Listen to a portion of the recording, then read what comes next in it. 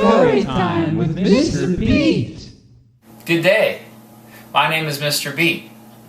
The Exoduster movement was the first voluntary mass migration of African Americans in the United States.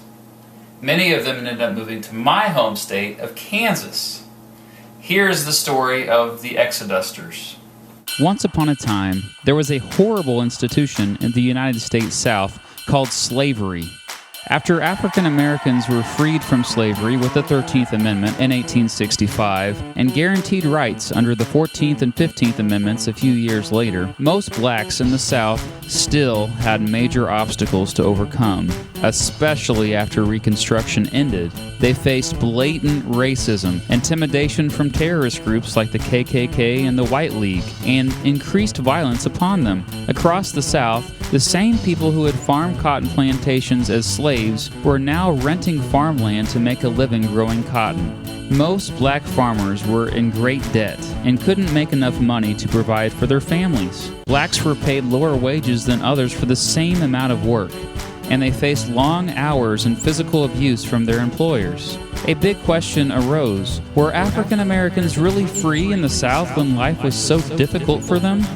A man named Benjamin Pap Singleton seemed to have a solution to all of this suffering.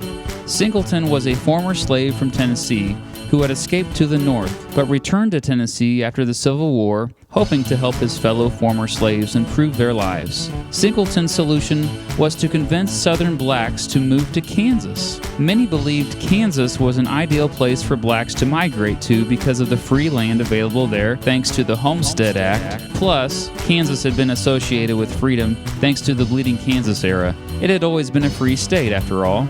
Singleton traveled throughout the South, organizing groups to colonize in Kansas. He handed out promotional literature to Southern blacks to try to convince them to leave. One poster said that Kansas was one of the finest countries for a poor man in the world.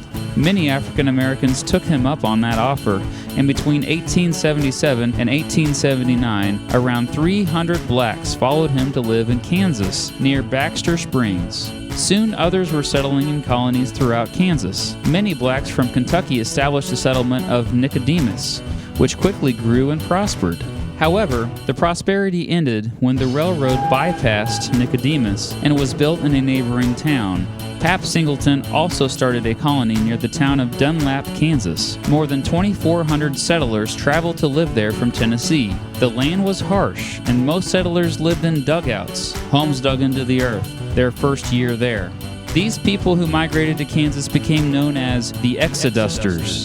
The name comes from the Exodus from Egypt during biblical times. What became known as the Great Exodus occurred between 1879 and 1881, when around 50,000 former slaves left the South for a better life to the north and west.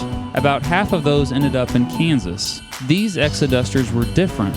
They often had no money and arrived daily by the hundreds. When they tried to settle in new communities, the communities could not handle such a huge spike in population. The journey for the Exodusters was often tough. Many Exodusters caught yellow fever on the long trip from the South.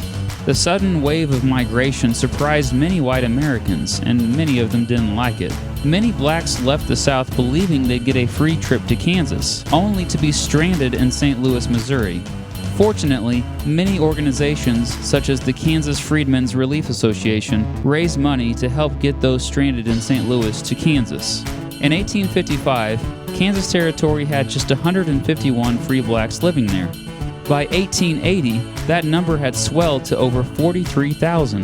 The Exodusters paved the way for many future African Americans who might have been afraid to leave the South before. Across the northern and western United States, many African American towns would be created, and some of these towns, like Nicodemus, Kansas, are still thriving today. In 1976, Nicodemus was designated a National Historic Landmark, proudly displaying the legacy of the African American homesteaders who left the South for a better life. The end.